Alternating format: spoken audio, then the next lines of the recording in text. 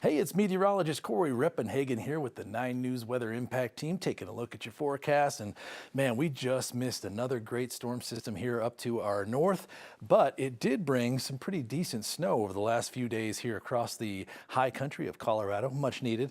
Still ongoing as we get into the later parts of Friday night, but Saturday morning is the concern here for the temperatures as we drop below freezing for almost the entire state here, at least briefly. Here across the Front Range, we may drop below freezing. Our normal low temperature for this time of year is freezing. So this is one of the last days where freezing will be normal. Look at the temperatures here across the rest of the region.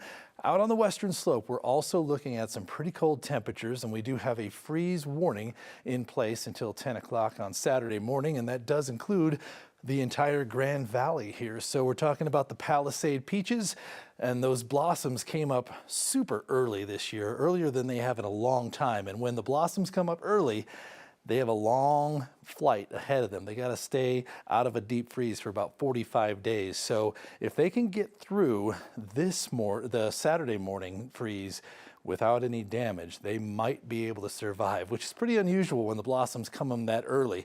Here's the high temperatures, though. It's going to rebound. Right after about 10, 11 o'clock, those temperatures will really start to rise here under full sunshine across the state of Colorado.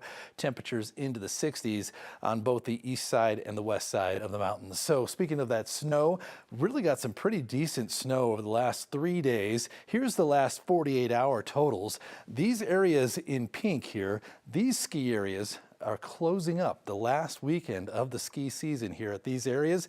And they got some really nice fresh powder out there, so it's going to be a really fun celebration to close those ski areas.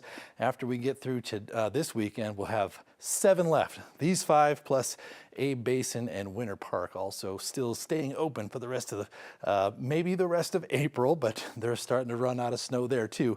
Here we have that storm system moving out here on our weather map. High pressure takes over for the region, so we'll have a couple of really nice days, and it just happens to be Easter weekend, so congratulations, we've got some great weather there. And then on Monday, this high pressure does collapse just a little bit here, bringing the jet stream over the state. We'll get the wind will be back on Monday, as well as a chance for some precipitation.